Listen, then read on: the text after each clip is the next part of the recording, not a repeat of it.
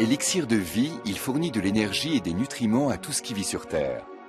Sans lui, aucune forme de vie n'est possible. Invisible, il est présent dans chaque cellule. Le phosphore, essentiel et indispensable. Depuis l'apparition de la vie sur Terre il y a des milliards d'années, un cycle naturel distribue le précieux élément. Tout ce qui vit a besoin de phosphore et rejette du phosphore.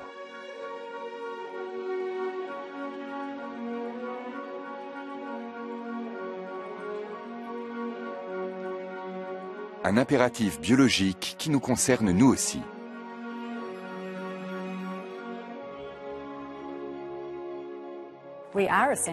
Nous sommes presque faits de phosphore. Il y en a dans nos os et dans notre ADN. Il est indispensable au transfert d'énergie vers le cerveau. Sans phosphore, la vie n'existerait pas. On ne pourra nourrir 9 milliards d'êtres humains que si on a suffisamment de phosphore, sous forme hautement concentrée. Dans le cas contraire, on ne pourra pas nourrir tout le monde. Il y aura encore des êtres humains sur notre planète, mais nettement moins. Un scénario très réaliste, car le cycle naturel du phosphore est menacé. Sous sa forme minérale, le phosphate est l'ingrédient essentiel de tous les engrais. Il procure aux plantes ce dont elles ont besoin pour pousser. Sans phosphate, les végétaux ne peuvent pas se développer. Autrefois, la décomposition de la matière organique couvrait naturellement leurs besoins. Mais avec l'explosion de la population mondiale, le cycle naturel du phosphate ne suffit plus. Les besoins en phosphate ne cessent d'augmenter, mais les ressources s'amenuisent. C'est une ressource non renouvelable qui va donc finir par se tarir. Tout comme le pétrole, elle n'est pas inépuisable. Le phosphore est un élément absolument essentiel et qui ne peut pas être remplacé. Nous ne l'utilisons pas comme il faudrait, alors qu'il est rare et précieux.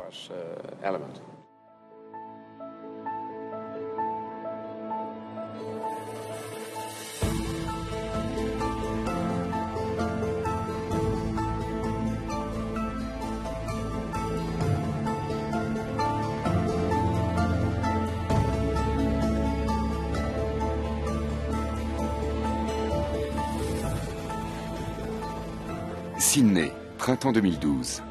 Une conférence très particulière réunit des scientifiques, des responsables politiques et des experts du monde entier. Le sujet, le problème du phosphore, une menace qui n'a jusqu'à présent guère retenu l'attention des milieux politiques. Leur but, sensibiliser l'opinion mondiale.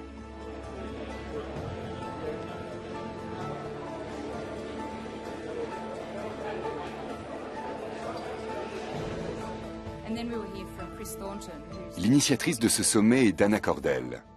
La jeune chercheuse craint une pénurie mondiale de phosphore.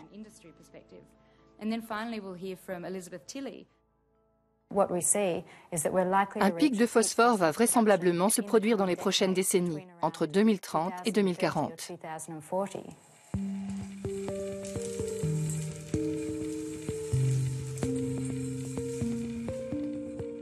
Sans phosphore, il n'y a ni production alimentaire, ni humanité.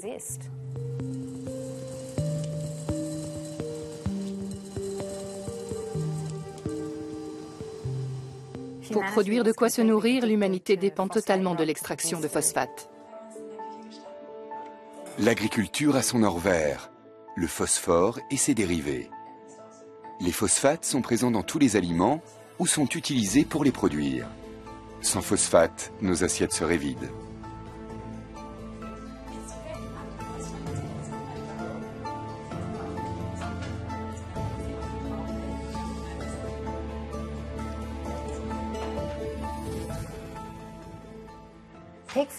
Le pic de phosphore aura d'énormes conséquences pour l'humanité.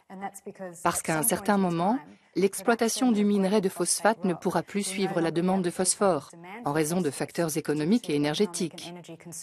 Et ensuite, la production diminuera d'année en année. Nous ne savons pas exactement quand cela se produira, mais il y aura des conséquences extrêmement lourdes sur les capacités de l'humanité à produire sa nourriture. Dès 1877, un chercheur anglais a découvert qu'il était possible d'utiliser en tant qu'engrais le phosphore, un résidu de la fabrication de l'acier. Mais l'utilisation intensive de phosphate comme engrais agricole n'a débuté qu'après la Deuxième Guerre mondiale. Dans le monde entier, des agriculteurs se mettent à déverser régulièrement dans leurs champs des tonnes d'un mélange de phosphate, d'azote et de potasse. Pour l'humanité, ces engrais industriels marquent le début d'une nouvelle ère. Avec ce qu'on appellera la révolution verte, les rendements sont multipliés par 10, permettant de nourrir toujours plus de monde. La population mondiale augmente à toute allure. Le phosphore devient le garant d'une population bien nourrie. La production massive de produits alimentaires commence. Autrefois, la récolte d'un agriculteur pouvait nourrir 4 personnes, contre 150 aujourd'hui.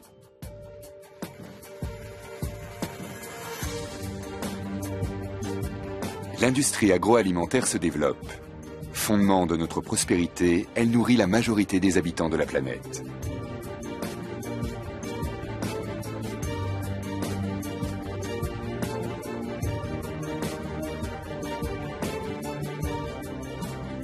Sans machines ni engrais phosphatés, l'agriculture moderne ne serait plus performante.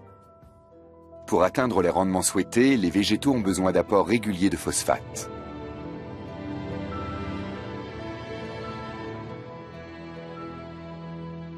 Il y a longtemps que la production naturelle d'humus par le cycle de la croissance et de la décomposition des matières organiques ne suffit plus.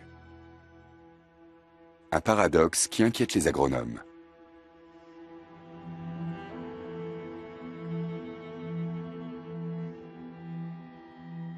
Pour moi, l'essentiel en matière de nutrition des plantes se passe sous terre.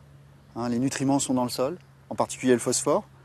Et donc, il est essentiel d'aller voir ce qui se passe dessous pour comprendre véritablement ce qui détermine la nutrition et l'efficience d'acquisition de nutriments comme le phosphore. Le sous-sol, explique ce spécialiste, abrite un monde fascinant et encore peu exploré.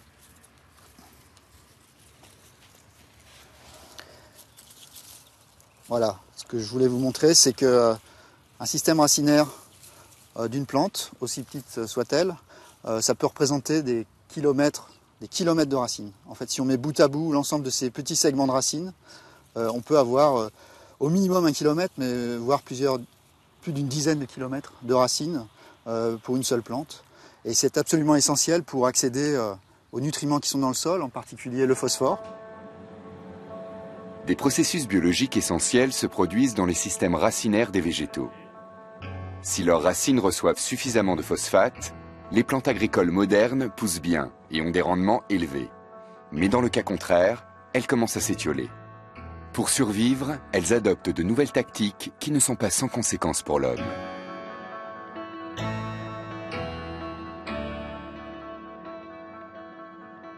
Les végétaux qui ne trouvent pas suffisamment de phosphore, qui n'arrivent pas à acquérir suffisamment de phosphore, eh bien vont en général montrer dans les cas les plus extrêmes des symptômes de carence, visibles par des changements de coloration au niveau des feuilles, et le plus souvent en fait vont simplement adapter leur croissance, c'est-à-dire s'il y a moins de phosphore, ils vont produire moins de biomasse, former des plantes plus chétives, et donc d'un point de vue agricole, c'est un problème puisqu'elles vont éventuellement ne pas produire de grains, ne pas produire en tout cas suffisamment de biomasse et de rendement pour être économiquement intéressantes. Autrement dit, sans phosphore, les rendements agricoles dégringolent. L'humanité est totalement dépendante du phosphore.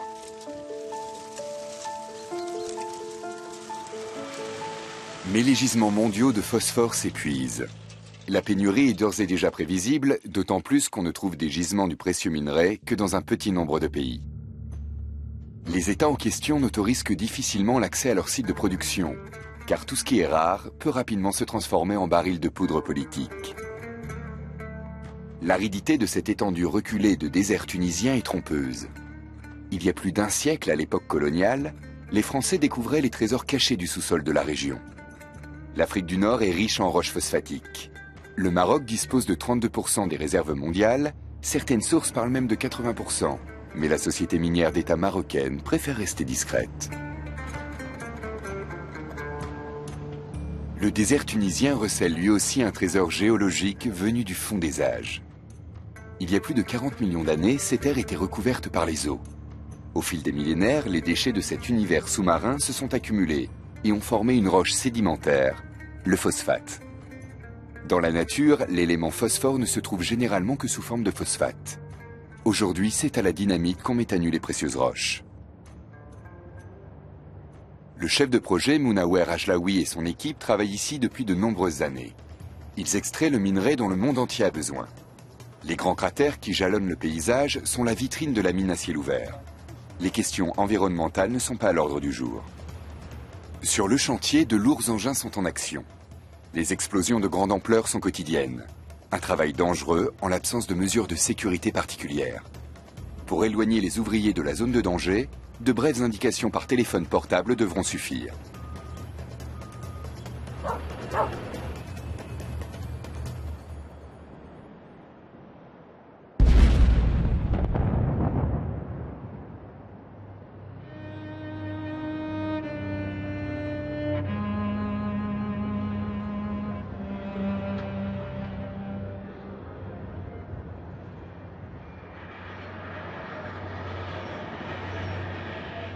Le phosphate pour la Tunisie, c'est une ressource importante pour l'économie. Alors on mise beaucoup sur la production, la transformation et l'exportation des dérivés de phosphate. Le phosphate, c'est ce que est en train de pousser l'engin. L'engin qui est un bulldozer. C'est le minerai du phosphate. Là, ce qui est en blanc, c'est la dalle de calcaire qui couvre les couches phosphatées. Pour atteindre la couche de phosphate, les ouvriers doivent d'abord creuser sur 8 mètres de calcaire. Les gisements deviennent de plus en plus inaccessibles car les meilleurs sites ont déjà été exploités jusqu'à la moelle. L'exportation par la compagnie des phosphates de Gafsa représente l'un des secteurs clés de l'économie tunisienne. La production annuelle est de 2 600 000 tonnes par an. Les réserves de cette mine, c'est au moins 35 années. Si l'extraction se poursuit à ce rythme, la valse des camions s'arrêtera dans 40 ans ou plus tard. La mine sera alors totalement épuisée.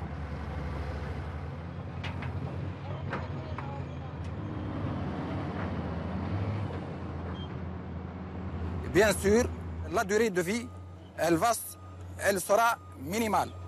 Et quand on, soi-disant, ralentit le rythme d'exploitation, bien sûr, la durée de vie de ces mines peut augmenter. Mais pour les exploitants, pas question de lever le pied. L'activité est bien trop lucrative. Le prix de la tonne de phosphate monte en flèche. Jusqu'au port, la route est longue. Des convoyeurs à bande de plusieurs kilomètres traversent le désert pour acheminer les roches jusqu'aux villes proches du littoral où elles seront transformées. Tant que les convoyeurs ne s'arrêtent pas, les emplois sont garantis. Dans les mines de phosphate, les salaires sont de 800 dinars par mois, soit environ 400 €. Presque autant qu'un médecin. Le phosphate du désert est l'or de la Tunisie.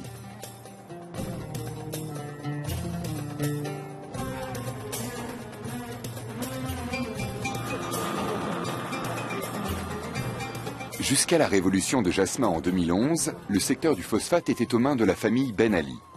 Elle encaissait les bénéfices et choisissait ceux qui pouvaient avoir leur part du gâteau.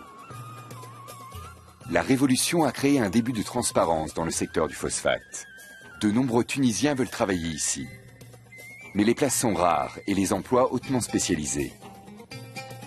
Avant d'être transportée, la roche doit être nettoyée, filtrée, séchée et traitée. Les Tunisiens connaissent la valeur de leur travail. Moi, je crois que pour nourrir tout le monde, tous les gens du monde, il faut du phosphate pour enrichir la terre. Parce que la terre s'appauvrit en l'exploitant en agriculture. Donc il faut l'enrichir avec le phosphate. Le phosphate, c'est un élément naturel du bon Dieu pour enrichir la terre, pour nous donner des fruits et des légumes qu'on doit manger. C'est pour faire manger au monde le phosphate.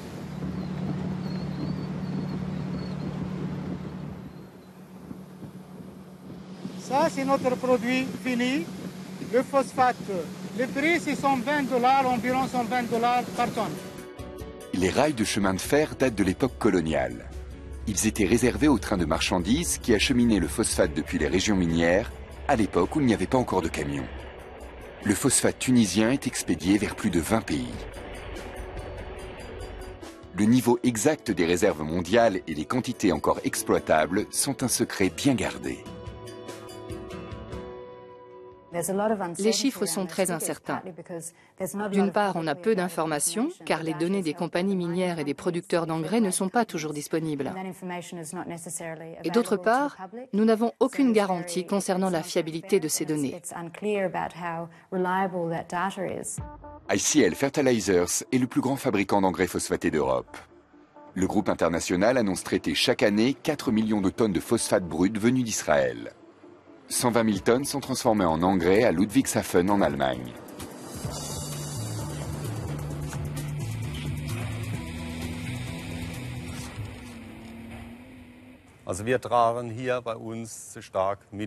En produisant des engrais minéraux qui améliorent le rendement de l'agriculture, nous contribuons à nourrir la population mondiale. Comme le phosphate minéral n'est que difficilement assimilable par les végétaux, il doit subir un dernier traitement dans cette usine d'engrais. Le procédé est utilisé depuis des décennies. Le phosphate est d'abord concassé dans de grands broyeurs, puis additionné d'acide sulfurique, ce qui le rend soluble dans l'eau. Il passe ensuite dans d'immenses tambours de granulation et atteint enfin la consistance nécessaire pour être utilisé par les agriculteurs.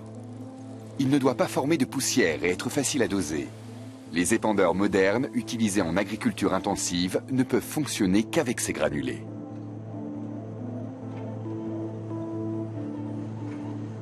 But de ce coûteux processus, obtenir un produit hautement soluble. Car la pluie devra rapidement entraîner l'engrais jusqu'aux racines des plantes pour compenser efficacement les manques de nutriments du sol. Voilà comment les roches du désert se transforment en superphosphate. Nous ne produisons que des engrais phosphatés. Il y a du phosphore dans tous nos produits. Sans phosphate, aucun de nos procédés ne fonctionne. Le groupe produit 550 000 tonnes d'engrais phosphatés par an. On estime la quantité mondiale de phosphate naturel extrait et transformé à 140 millions de tonnes par an, dont 90% seront utilisés comme engrais agricoles.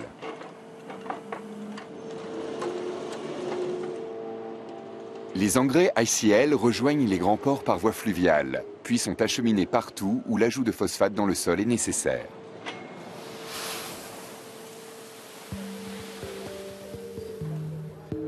Pour de nombreux scientifiques, cet usage massif des phosphates est irresponsable.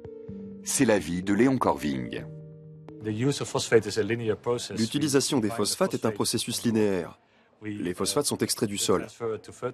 On en perd une partie au cours de leur transformation en engrais. Puis lors de leur utilisation dans l'agriculture, où se produit l'essentiel des pertes, qui s'élèvent à 70-80%. L'agriculture industrielle moderne fonctionne à sens unique. Les produits alimentaires sont produits à la campagne et consommés dans les villes, où vivent la plupart des consommateurs. Le ruissellement et l'érosion entraînent ensuite le phosphate dans les cours d'eau, puis jusqu'à la mer. Là aussi, le phosphore est source de vie, mais d'une vie dangereuse. Des algues prolifèrent et consomment tout l'oxygène de l'eau, créant des marées vertes, voire des zones mortes.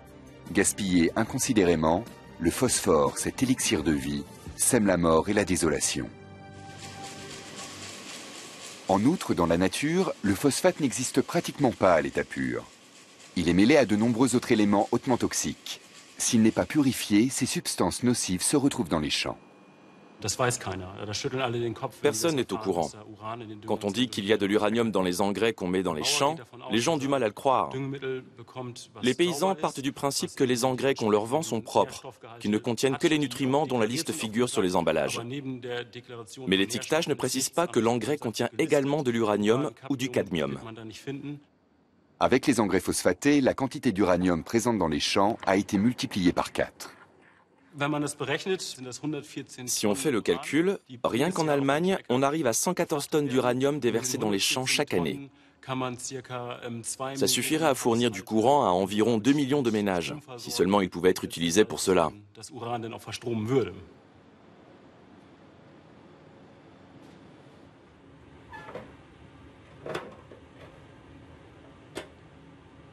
Un dilemme qu'on pourrait résoudre si on le voulait vraiment.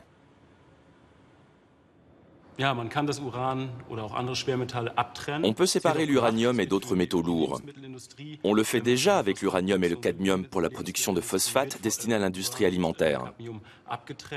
Mais cela a un coût élevé qui se répercute sur le prix des produits. Si on purifiait les engrais, ils seraient hors de prix. On continue donc de répandre des engrais contenant de l'uranium à l'insu des agriculteurs, qui n'ont de toute façon pas d'autre solution.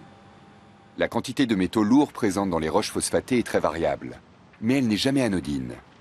Pourtant, selon les employés des mines tunisiennes, il n'y a pas lieu de s'inquiéter. Le phosphate, c'est riche en métaux précieux qu'on utilise dans la métallurgie, aussi dans des industries chimiques. Je suis pas spécialiste dans ça, mais je sais que le phosphate est très riche en métaux précieux. Il y a le cadmium, le chrome, il y a même l'uranium dans les phosphates. Je ne vois pas qu'il y a un danger, puisque j'ai 20 ans ici, je ne sens rien, je suis en bonne santé, il n'y a pas de danger. Ni l'Allemagne ni la France ne possèdent de gisements de phosphate. Les deux pays dépendent à 100% des importations, quelle que soit la qualité des produits qu'on leur livre. Cela dit, même si les engrais ne contenaient pas d'uranium, le problème resterait entier, car le monde consomme du phosphate, comme si les ressources étaient inépuisables.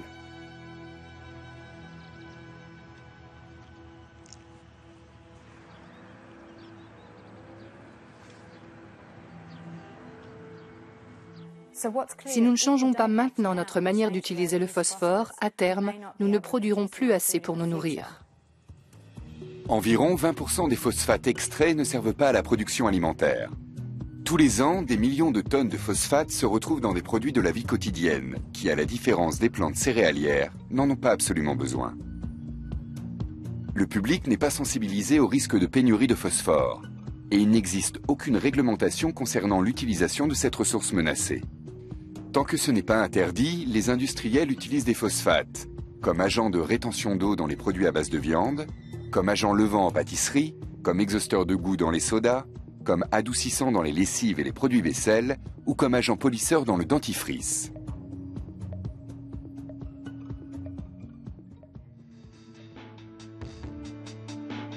En Europe, ces phosphates destinés aux produits de consommation courante sont fabriqués par un groupe néerlandais. Termfos est l'un des acteurs majeurs sur le marché des phosphates. Termfos produit du phosphore et des dérivés du phosphore. Nous fabriquons par exemple de l'oxyde, du chlorure ou du sulfure de phosphore. Nos produits entrent dans la composition de divers agents, comme des retardateurs de flamme, des détergents, des additifs alimentaires, des produits phytosanitaires ou de traitement de l'eau. Comme chez ICL à Ludwigshafen, le phosphate brut est traité dans de gigantesques installations avant de pouvoir être utilisé dans l'industrie. Ce que vous voyez ici, c'est une poussière très fine obtenue par broyage. Elle arrive dans cette compacteuse qui va l'agglomérer, un peu comme font les enfants quand ils forment des boulettes de terre glaise. Plus les granulés sont gros, plus la force centrifuge les pousse vers l'extérieur. Ce qui fait que les granulés qui tombent sur le convoyeur en dessous ont tous à peu près le même calibre. La poussière de phosphate est transformée en mini-briquettes. Les bandes de convoyage les transportent jusqu'à de grands fours où elles sont chauffées à des températures pouvant atteindre 1000 degrés.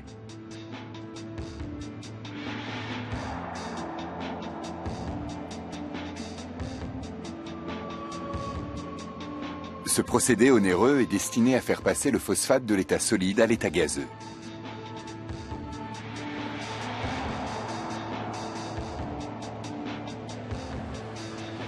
Un spectacle impressionnant qui évoque les hauts fourneaux. Sauf qu'ici, la masse rougeoyante n'est qu'un résidu. C'est au niveau supérieur que se joue l'essentiel.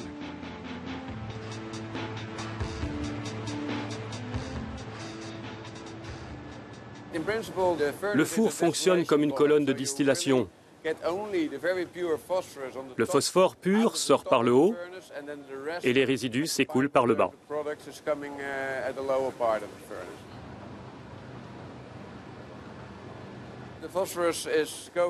Le phosphore sort sous forme gazeuse, puis passe à travers un filtre électrostatique qui le débarrasse de ses poussières.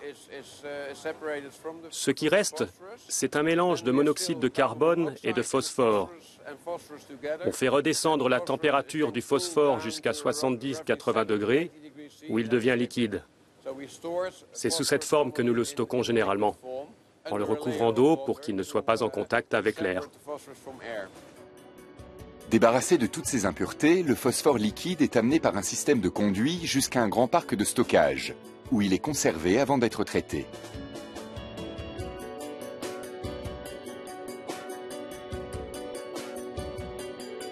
Voilà à quoi ressemble le phosphore pur ainsi obtenu. Pour les produits de consommation courante, il existe déjà des alternatives au phosphate. Mais elles sont souvent trop chères pour les industriels. Un sens de l'économie qui comporte des risques. Nous risquons de nous retrouver dans une situation où nous n'aurons plus assez d'engrais pour faire pousser de quoi nourrir la population mondiale. Et c'est très préoccupant car actuellement la demande de phosphore augmente. La population de la planète augmente rapidement et la nourrir est un défi colossal. Selon les estimations des Nations Unies, il faudra augmenter la production alimentaire de 70% dans les décennies à venir. Aujourd'hui, 1 milliard d'êtres humains souffrent déjà de la faim. Pour l'instant, en raison de la démographie galopante, aucune amélioration rapide de cette situation n'est en vue. Bien au contraire.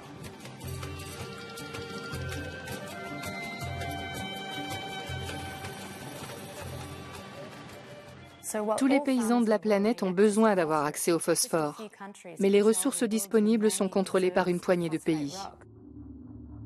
Les réserves de phosphore les plus importantes du monde se répartissent sur le territoire de 5 États. Le Maroc, l'Afrique du Sud, la Jordanie, la Chine et la Floride aux États-Unis. La plupart des pays qui possèdent des gisements de phosphore se trouvent dans des régions politiquement instables. Le Maroc occupe illégalement le Sahara occidental depuis des décennies et y exploite les mines de phosphate. Une véritable bombe à retardement. Imaginez qu'il s'agisse d'eau. Si 2 pays possédaient toutes les réserves d'eau potable de la planète, ce serait un énorme problème. Comme il ne serait pas question de dépendre exclusivement de ces 2 pays, nous nous mettrions en quête d'autres ressources, de sources locales, et nous investirions dans le recyclage de l'eau. Ce serait un enjeu de sécurité et une priorité politique. Mais pour le phosphore, nous n'avons pas la même vision. C'est une erreur. Que se passera-t-il si l'un de ces pays met un terme à l'exportation de phosphate ? Une inquiétude qui n'est pas dénuée de fondement, comme le montre l'exemple tunisien. En 2008, la région minière a été secouée par des troubles qui ont déclenché le printemps arabe. Conscients de la manne entre les mains de la compagnie des phosphates de Gafsa, les Tunisiens voyaient les prix du minerai grimper sans fin. Ils voulaient avoir leur part de cette richesse extraite de leurs terres, dans leur pays. Les manifestants avaient notamment bloqué les voies de communication vers les ports.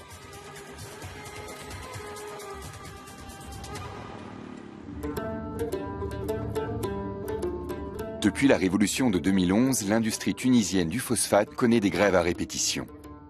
Les sites sont régulièrement bloqués, sans transport, pas d'exportation. Pendant que le précieux minerai s'accumule dans les entrepôts, les stocks du reste du monde s'épuisent. Pas besoin d'être visionnaire pour imaginer comment les pays industrialisés, dépendants du phosphate, réagiraient à ce type de situation en cas de pénurie. Ce qu'il pourrait se passer s'il n'y avait plus de fournisseurs et que les besoins en phosphate devenaient l'enjeu principal des problèmes internationaux, comme aujourd'hui le pétrole.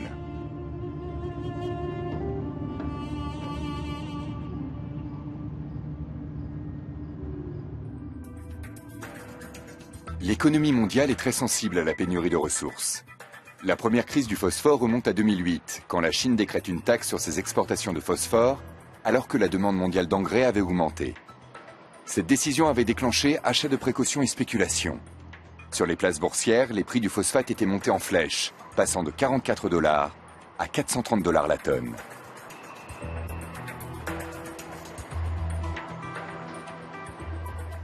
Ce qui s'est produit en 2008 était dû à une pénurie de roches phosphatées.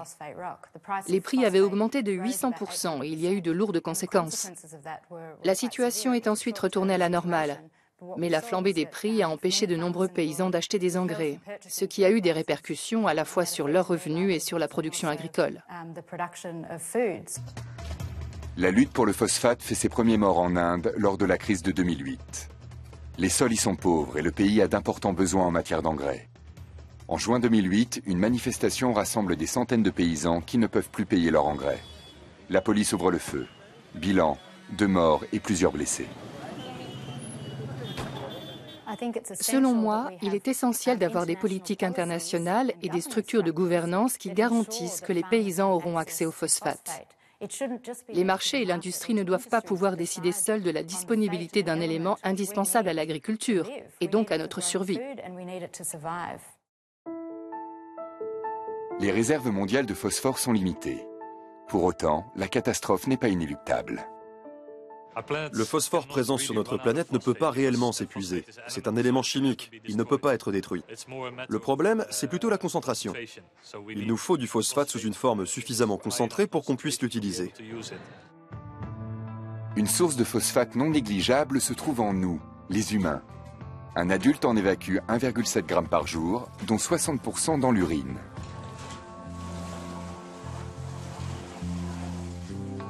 L'entreprise néerlandaise GMB, spécialisée dans le traitement de l'eau, travaille depuis plusieurs années à la récupération du phosphate. L'une des têtes pensantes de ce projet visionnaire est Ferdi van Rossum. Pour lui, l'avenir de l'humanité est dans l'urine. L'idée n'a rien de farfelu, comme le prouvent nombre d'expériences réussies. Une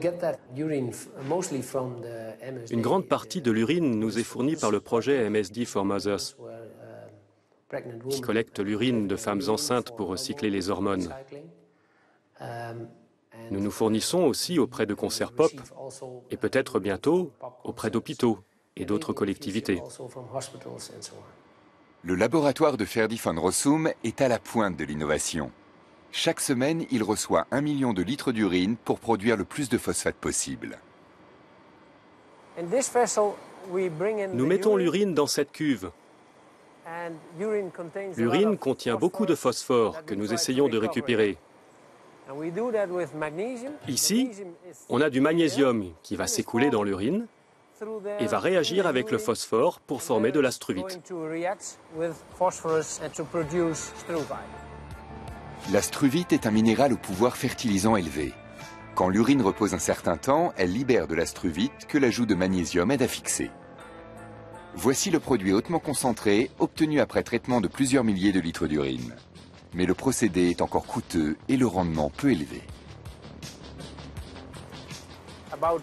Environ 3 kg de struvite par mètre cube d'urine. C'est un excellent moyen de purifier l'eau, tout en fabriquant un produit utile et précieux. Mais pour l'instant, la fabrication de ce produit de substitution revient beaucoup plus cher que l'exploitation des mines de phosphate.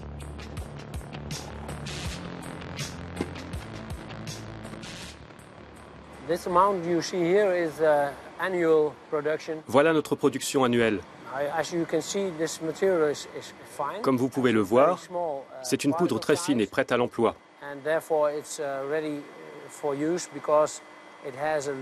Elle a une basse solubilité, mais ça suffit pour faire pousser les cultures.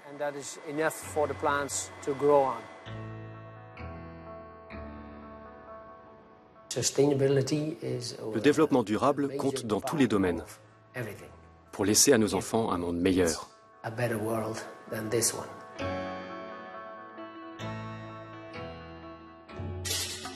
Une petite commune de la vallée de Katmandou au Népal pourrait servir de modèle à l'ensemble du tiers-monde.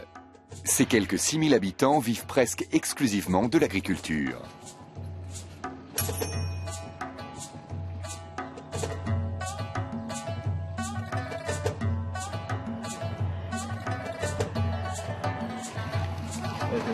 Tout l'engrais utilisé au Népal est importé.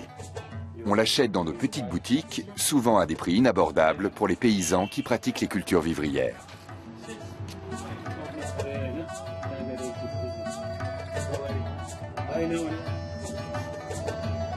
Mais un projet pilote va peut-être changer la donne.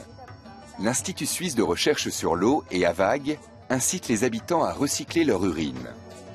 Celle-ci est recueillie dans des toilettes à séparation traditionnelles. But de l'opération, améliorer les conditions d'hygiène tout en rendant les paysans moins dépendants des engrais trop chers pour eux. 100 familles témoins collectent leurs urines et apportent les bidons pleins à la fabrique.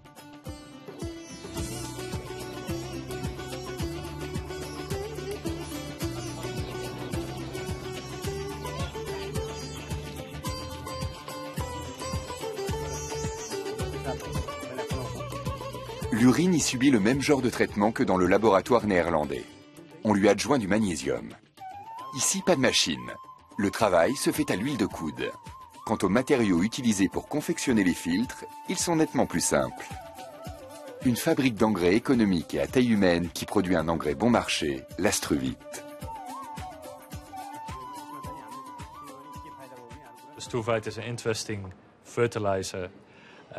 L'Astruvit est un engrais intéressant, mais elle a aussi des inconvénients. Elle est moins soluble que les engrais du commerce. Avec les industriels, nous sommes en discussion pour développer la recherche sur de nouveaux produits qui seraient à la fois plus solubles dans l'eau et de meilleure qualité que les engrais du commerce.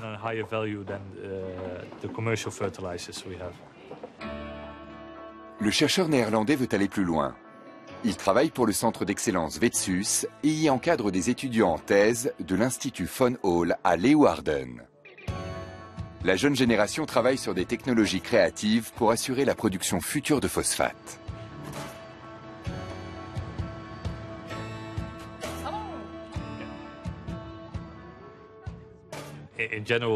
Je veux que mon travail soit utile à la société. C'est aussi pour cette raison que j'ai choisi d'étudier le génie chimique, parce que je voulais contribuer à résoudre les problèmes d'environnement. La question du phosphate m'intéresse particulièrement, parce qu'elle est intimement liée à la vie. Nous avons besoin de manger pour vivre, et pour produire notre nourriture, il faut des engrais comme le phosphate. Une autre piste pour récupérer le phosphate serait d'utiliser des algues.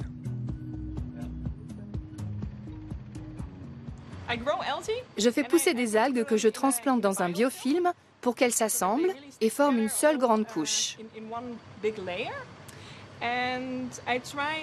J'essaie de savoir s'il est possible d'utiliser ce biofilm d'algues pour le traitement des effluents municipaux. Le but, c'est que les algues absorbent le précieux nutriment dans l'eau des stations d'épuration. Quand elles seront récoltées, elles auront donc une teneur élevée en phosphore. Puis elles se décomposeront et formeront un humus riche et très utile aux végétaux.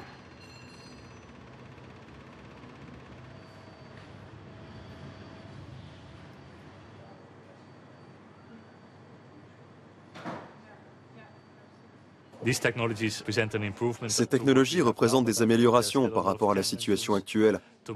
Mais je pense qu'il reste beaucoup de défis à relever pour aller encore plus loin. Et c'est là-dessus que je travaille actuellement, à essayer d'inventer les technologies du futur. Une autre idée est la double valorisation de l'urine. On commence par fabriquer de l'Astruvit à l'aide de ces appareils. Le procédé fonctionne bien. Mais ensuite, au lieu d'être jetés, les résidus sont réutilisés pour fabriquer du courant électrique.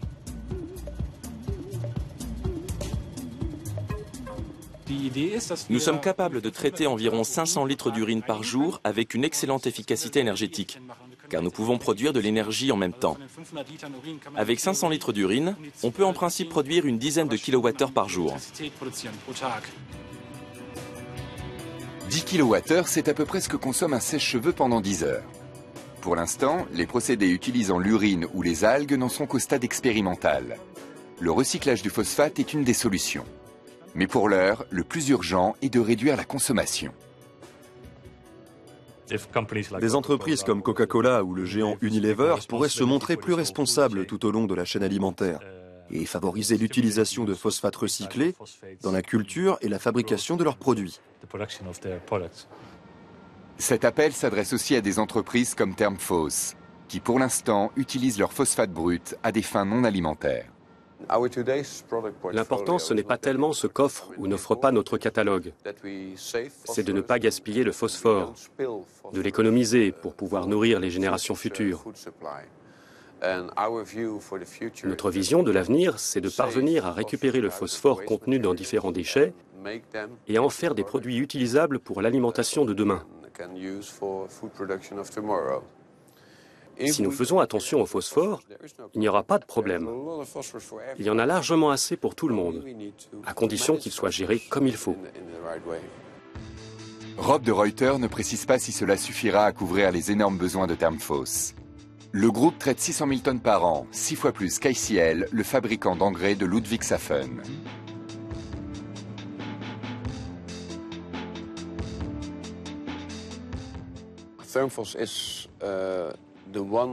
Termphos est le seul producteur de phosphore au monde qui ne possède pas de mine de phosphate. Ça signifie que nous sommes aussi les seuls à savoir produire du phosphore à partir de toutes les sources possibles. Notre but est ambitieux. Remplacer d'ici 2020 la totalité de la roche phosphatée par ce que j'appellerais une roche urbaine. Car les mines de demain seront aux abords des grandes villes. Aujourd'hui, plus de la moitié de l'humanité vit dans des métropoles et la tendance est à la hausse. L'urbanisation ne cesse de gagner du terrain. Les matières rejetées par les citadins sont collectées par les égouts et représentent un fort potentiel pour la récupération du phosphate.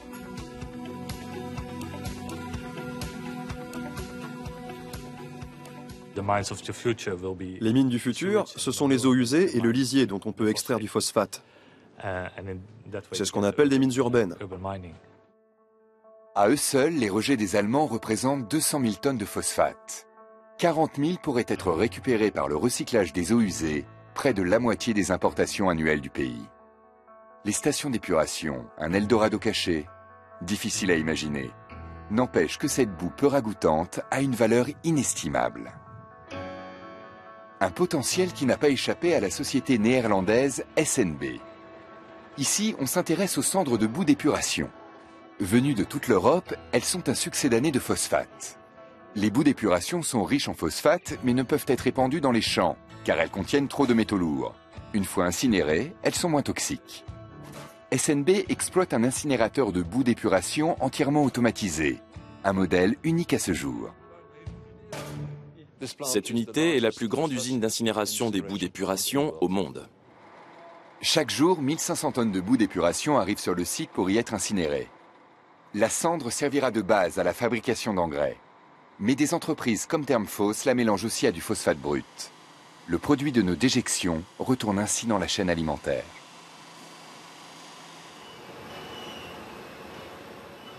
Les boues d'épuration seraient-elles une solution à nos problèmes de production alimentaire? Ce n'est pas aussi simple. Les métaux lourds ne sont pas le seul écueil. Il y a aussi les bactéries, d'où l'utilité des incinérateurs.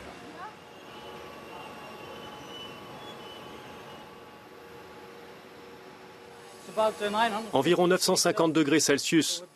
À cette température, tous les polluants organiques sont détruits. Mais ces températures ne permettent pas d'éliminer toutes les substances toxiques. On ne peut donc utiliser la cendre comme succédané de phosphate qu'en petite quantité. Le résultat de l'incinération des boues, ce sont ces cendres. Les Néerlandais ont un but ambitieux. Notre objectif est de recycler 100% des matières d'ici 2015. À Montpellier, Philippe Insinger suit une piste totalement différente. Il est persuadé que la solution du problème se trouve dans les racines des végétaux.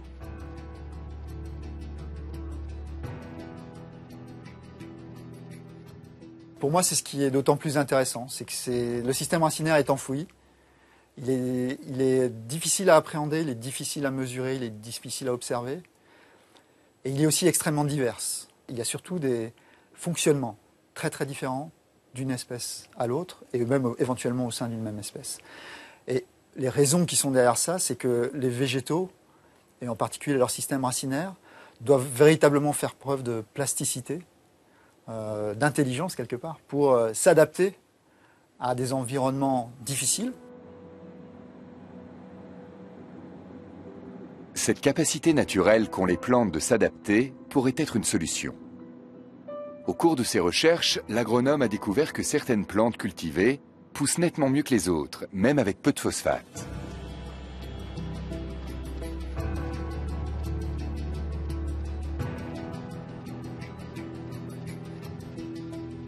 Il espère trouver la clé de ce phénomène dans les cellules des racines. L'une des stratégies des plantes consiste à se lier à des champignons du sol pour mieux accéder aux nutriments. Cette association symbiotique entre des champignons et les racines des plantes est appelée mycorhize.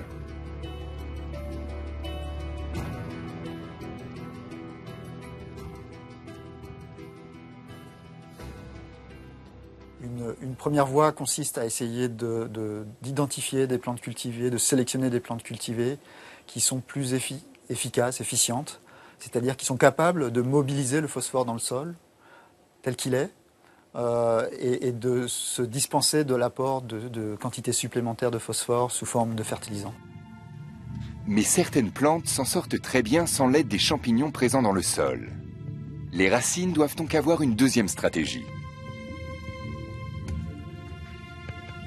Philippe Hinzinger et son équipe développent des méthodes extrêmement sophistiquées pour étudier les délicates racines et leurs processus physiologiques et chimiques complexes. Ils découvrent de premiers éléments dans l'environnement des fins systèmes racinaires, la rhizosphère.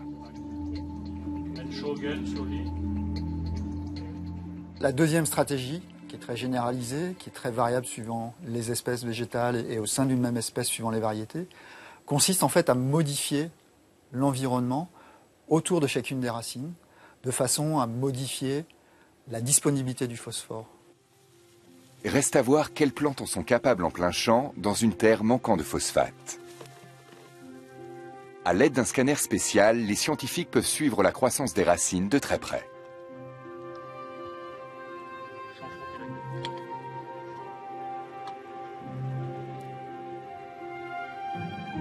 Au cours de ses recherches, l'agronome a fait une curieuse découverte.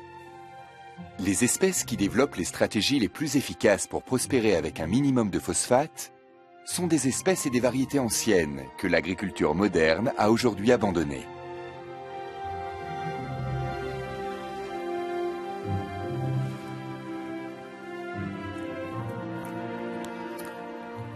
En fait, on a devant nous ici véritablement un patrimoine génétique extrêmement divers, des plantes, des variétés anciennes, des variétés modernes. Et l'enjeu pour le futur, pour l'humanité, c'est réellement de revenir en arrière, de réexploiter. Se remettre à cultiver des variétés tombées dans l'oubli, la biodiversité est l'une des clés de l'avenir. Y a-t-il encore d'autres pistes ? Nous devons aussi réduire notre consommation de phosphore. Il y a beaucoup de gaspillage à tous les niveaux, dans les mines, dans les champs, dans nos assiettes. En gaspillant moins, nous pouvons limiter la demande et prolonger considérablement la durée de vie des réserves. En tant que consommateur, la principale option est de passer au régime végétarien. Pour produire de la viande, on utilise beaucoup plus d'engrais phosphatés qu'en cultivant des végétaux destinés aux humains. La consommation de viande des pays riches fait grimper les besoins en engrais. Pourrons-nous continuer à utiliser des céréales pour nourrir les animaux ? Tout dépendra de l'usage que nous ferons des réserves de phosphore à l'échelle planétaire. Pour produire 1 kg de viande, il faut cultiver 16 kg de céréales. Et la consommation mondiale de produits carnés ne cesse d'augmenter.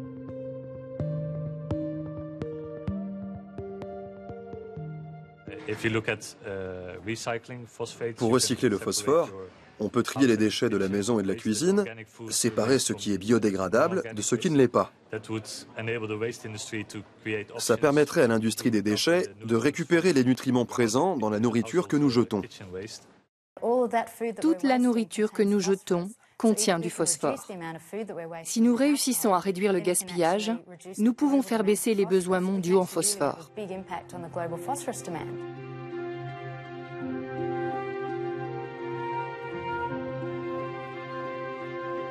Donc je pense que pour le futur, compte tenu de la rareté et de la cherté de ce nutriment dans le futur, il va être essentiel de mieux tirer parti de cette diversité de végétaux qu'on connaît, de la compréhension de ces systèmes, en particulier très économes en nutriments, de façon à essayer de transférer modes d'adaptation, les adaptations, on va dire, de ces végétaux à ces conditions particulièrement difficiles, à nos plantes d'intérêt agronomique, afin d'augmenter globalement l'efficience du phosphore dans le système.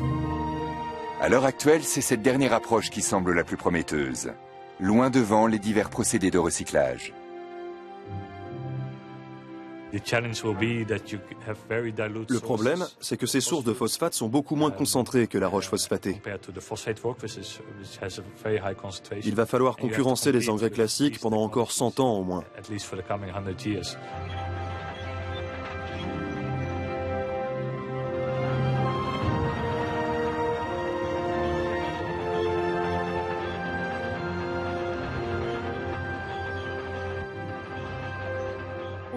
La bonne nouvelle, c'est qu'il est possible d'éviter la crise en nous engageant dans diverses directions. Il n'y aura pas une solution unique.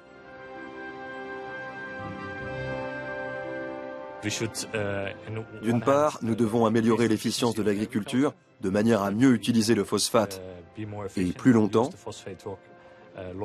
Et d'autre part, nous devons transformer le cycle du phosphore en cycle continu. Ainsi, nous pourrons en disposer indéfiniment.